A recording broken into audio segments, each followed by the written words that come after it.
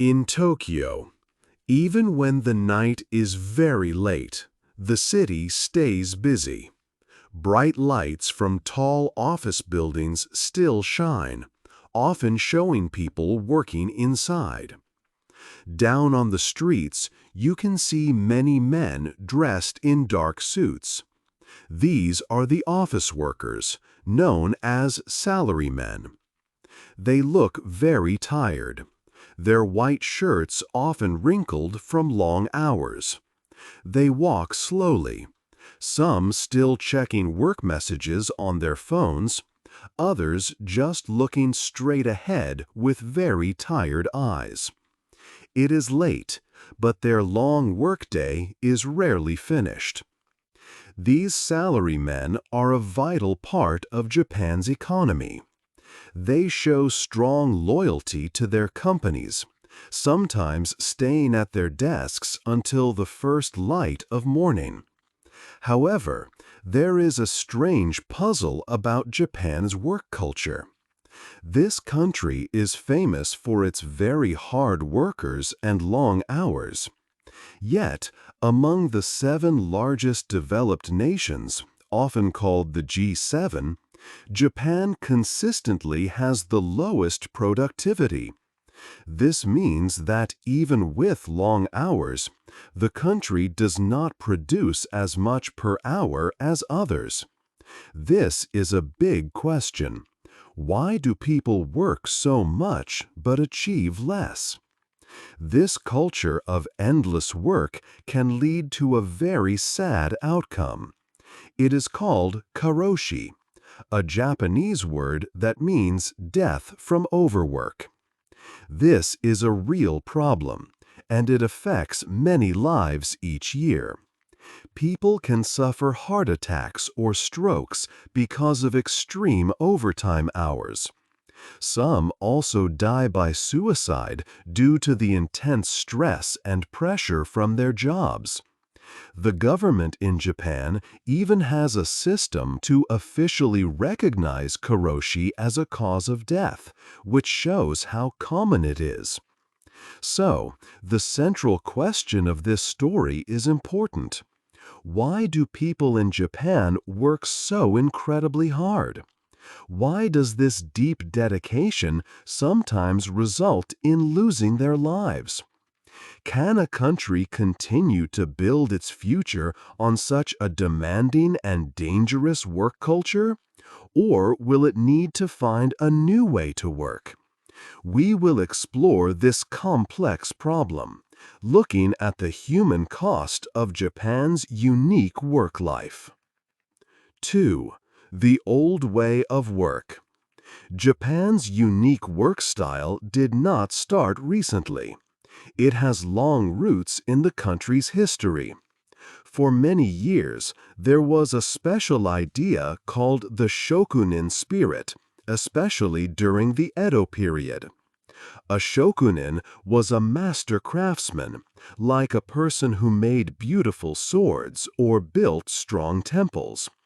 For them, work was more than just a job to earn money. It was like a spiritual path. They spent their whole lives trying to make their craft perfect, believing each item they made showed their character. This deep devotion was about finding meaning and serving society through their skills. A good example is a sushi chef who might train for decades just to learn how to prepare rice perfectly. This core idea that work was a part of who you are became a key part of the Japanese mind. Later, in the late 1800s, Japan saw big changes. American ships arrived in 1853, ending Japan's long isolation. This led to the Meiji Restoration in 1868. The new leaders wanted Japan to be as strong as Western countries. Their main goal became rich country, strong military. Work changed from being a personal spiritual journey to a duty for the entire nation. The government built many factories and shipyards quickly. Workers were told they were not just making products, they were like soldiers fighting an economic war against other powerful countries. Long hours and hard work in these new industries were seen as necessary sacrifices to make Japan independent and strong. This period taught people that working very hard for the group was more important than their own personal lives or happiness. This belief in sacrifice became even stronger during wartime, from the 1930s to the 1940s. The government told everyone, work for the sake of the nation. Every hour worked in a factory or office was for winning the war. People were constantly watched by their communities to ensure their dedication. Complaining about long hours was seen as disloyal, and taking time for personal fun was selfish. The traditional Japanese idea of wa, meaning harmony, was used to make people ignore their own needs for the group. Kamikaze pilots became the most powerful example of this idea, showing the ultimate sacrifice by giving their lives. While most workers did not die at their desks, the core message remained. True dedication meant being ready to give everything, including health and happiness, for a goal bigger than oneself. When the war ended in 1945, this mindset did not disappear. Instead, this deep loyalty and willingness to sacrifice shifted from the nation to the company, setting the stage for the modern corporate worker. 3. The company man. After the Second World War, Japan needed to rebuild. The country started to grow its economy very fast. This time, from the 1950s to the 1980s, is called Japan's economic miracle. During this period, the modern Japanese salaryman was born. These men became the main workers in Japan's growing companies.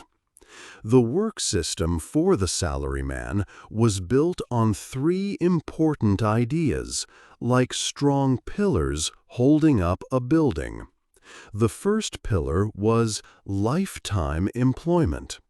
This meant that big companies promised young men a job from when they finished school until they retired. They would not lose their job. In return, these employees gave their complete loyalty and worked very hard for the company. Companies did not just pay salaries. They also helped with housing loans, places for holidays, and even education for children. This system gave workers a lot of security, but it also made it very hard for them to leave the company, even if they were unhappy. The second pillar was seniority-based wages. This means that a worker's pay and their position in the company grew steadily over time.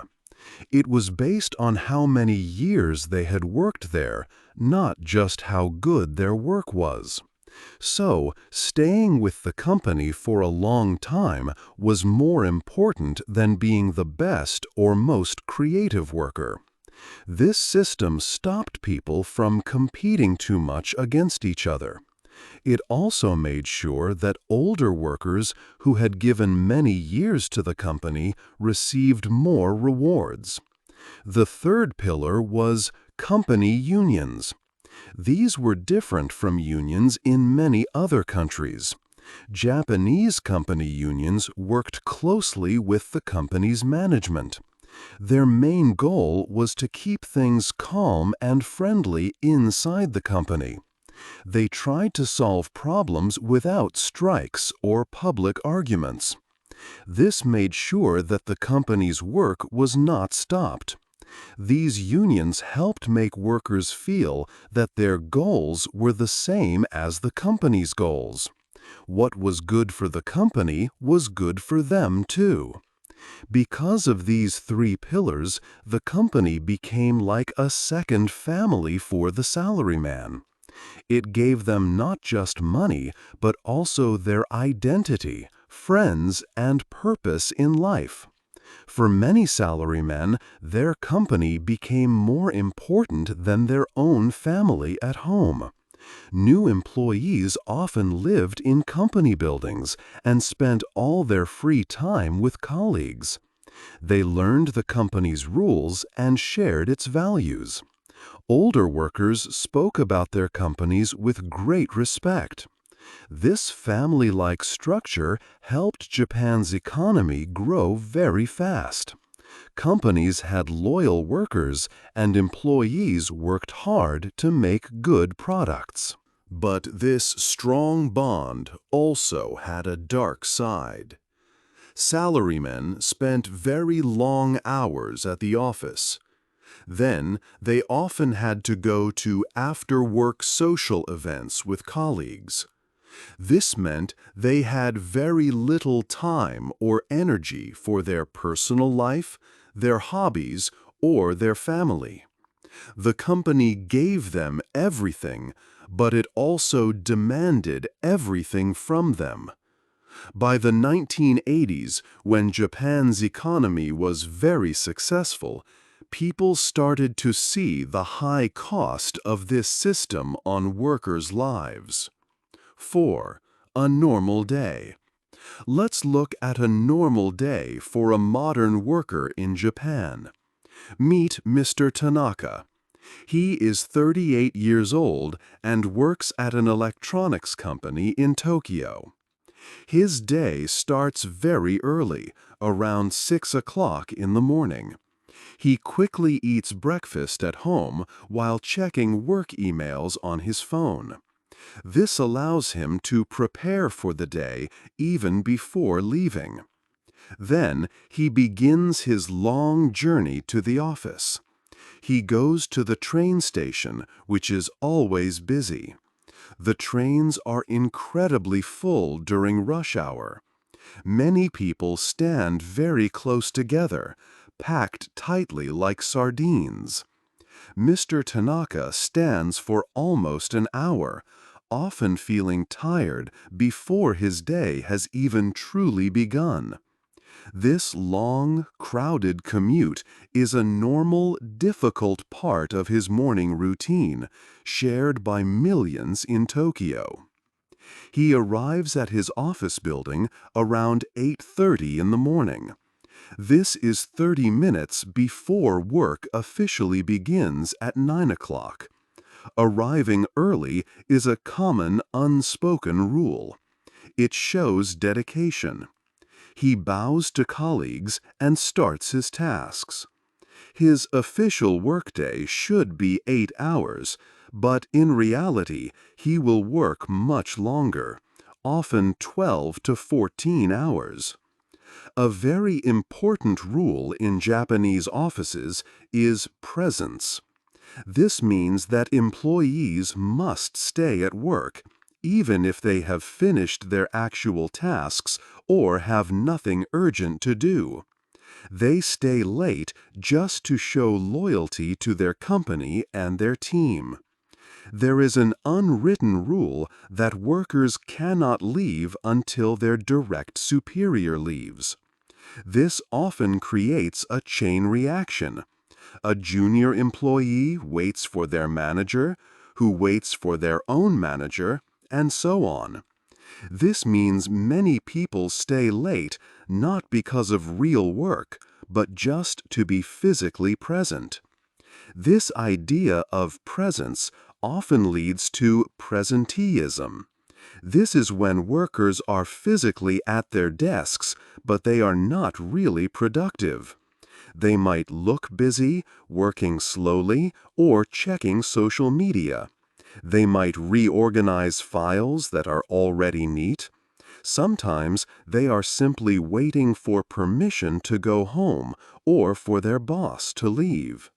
This makes workers very tired and stressed, but it does not help the company's output much. Mr. Tanaka often stays until very late at night, sometimes close to midnight, before heading home on another crowded train. This long and demanding routine is a normal day for him and many other modern workers in Japan. 5. Work never ends. Chapter 4 showed how a normal day for a Japanese worker includes very long hours at the office. But for many, work often does not stop when the official workday ends. For salarymen, work continues into the evening, making it feel like work never truly ends. One common part of Japanese corporate life is called nomikai. These are after-work drinking parties. They might seem like a chance to relax with coworkers, but for most employees, they are not optional. These gatherings are very important for building strong relationships within the company and showing loyalty to the team and bosses. During a nomikai, junior workers must pay close attention to their senior colleagues, making sure their glasses are never empty. Everyone is expected to act happy and engaged, even if they are tired after a long day. These parties can last many hours, often well into the night. Workers often spend their own money on these events, buying drinks for others, which can be a financial strain. After already spending 10 or 12 hours at the office, going to a nomikai means getting home even later, sometimes past midnight. This leaves very little time for family, friends, or personal interests. Many salarymen have limited time with their children, seeing them mostly on weekends, if at all. This constant expectation of being available outside of formal work hours truly blurs the line between work and personal life. Another important aspect of how work extends beyond the office is vacation guilt. In Japan, employees are given paid vacation days by law. However, many workers do not use all of their available holidays. In fact, studies show that Japanese workers use far less paid leave compared to people in most other developed countries. The main reason for this is a deep feeling of guilt about taking time off.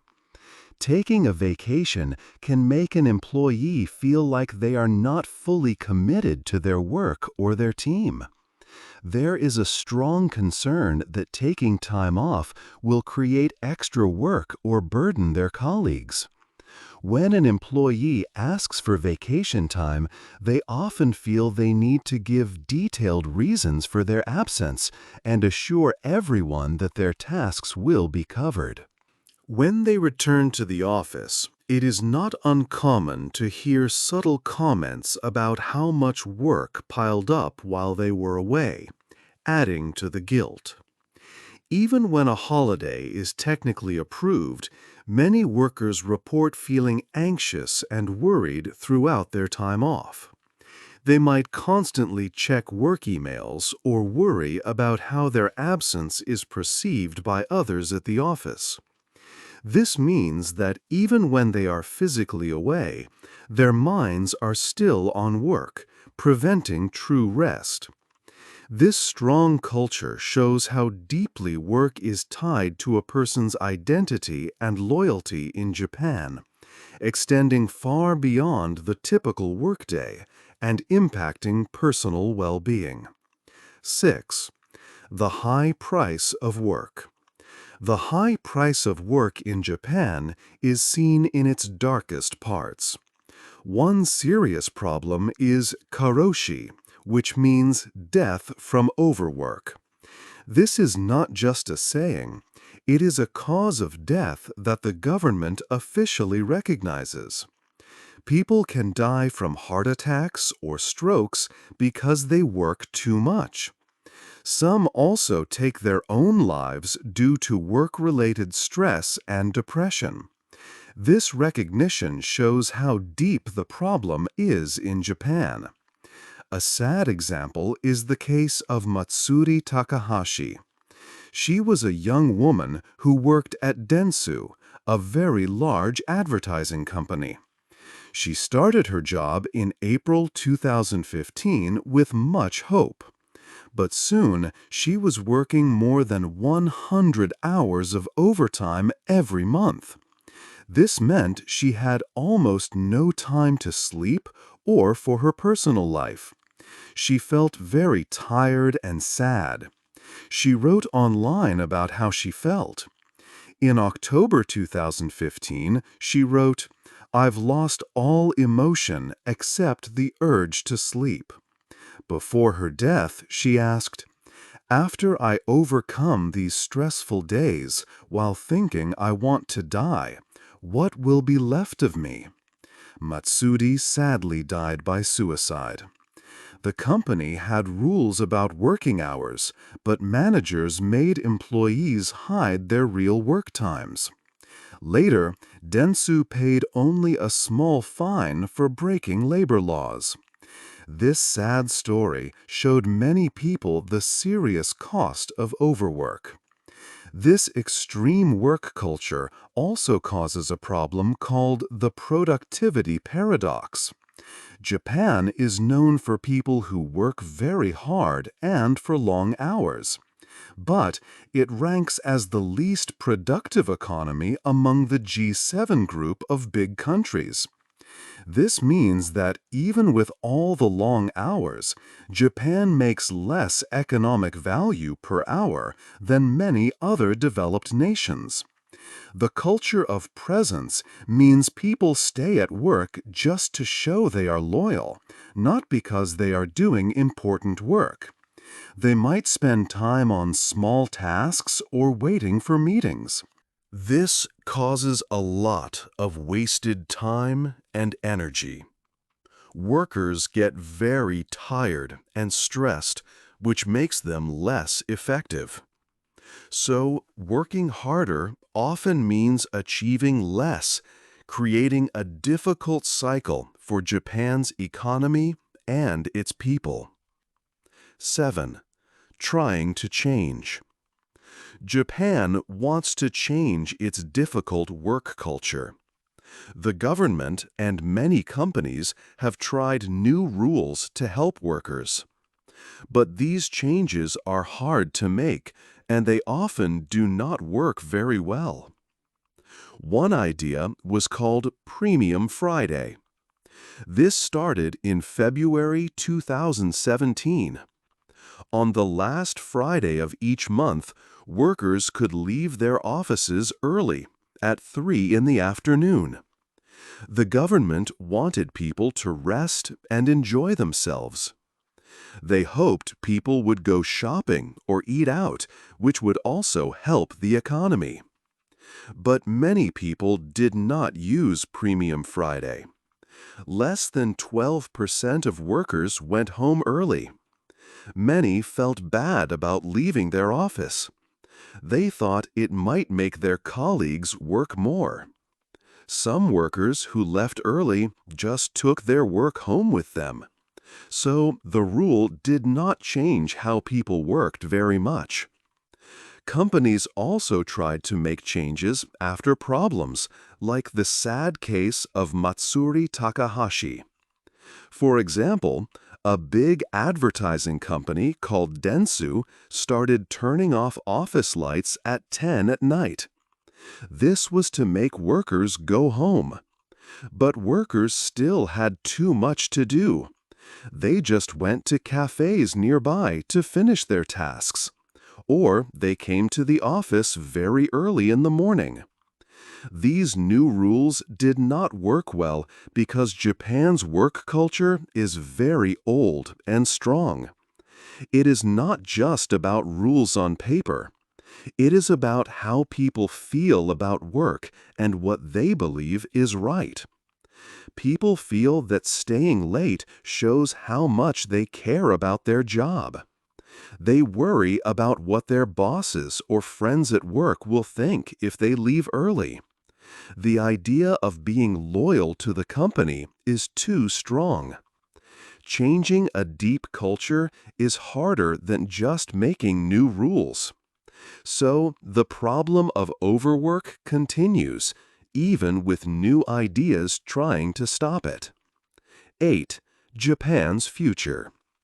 Japan faces a very big challenge for its future called a demographic time bomb. This means there are many old people and fewer young people. Not enough babies are born each year. So Japan has a shrinking workforce. Soon, there will not be enough workers for all the jobs. This problem is serious.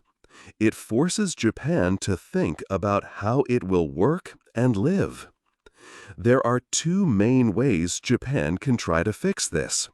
One is to let more people from other countries come and work. Historically, Japan has not had many foreign residents. Japanese society prefers to be mostly people from Japan. But now, with fewer workers, Japan needs more help. If new people come, it will change Japan's old ways of life and its work culture. This means Japan would need to be more open to different people and different work styles. The second way is to use more robots and smart computer programs, called AI. Japan is a world leader in making robots and has advanced technology.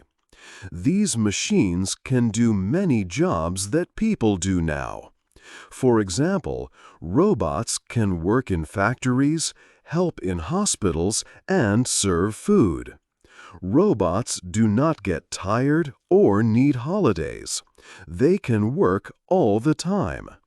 This path lets Japan try to keep its strong work ethic without needing many more human workers from outside. However, both choices are difficult. More immigration means Japan must change its culture to welcome people from many places. It means new ways of thinking about work and society. Relying on robots means Japan must find new ways for people to earn money and find meaning. If robots do most of the work, what will people do? What gives them purpose when their culture ties identity to work? Japan's traditional work culture, with very long hours and strong company loyalty, made Japan strong in the past. But this old way may not work well with fewer young people. The country must decide if it can change its deep-rooted ways before it is too late and the shrinking population hurts the economy. The future of Japan depends on this big choice. Will it adapt its work culture, or will its old ways hold it back? Do you think technology like AI and robots can solve a country's work culture problems, or is a change in people's mindset more important? Hey there! Just a second before you go. If you learned something new today, please give this video a like, write your thoughts in the comments, and subscribe to the channel. It only takes a second, and it really, really helps to create even better English videos for you. Your support means the world. Thank you.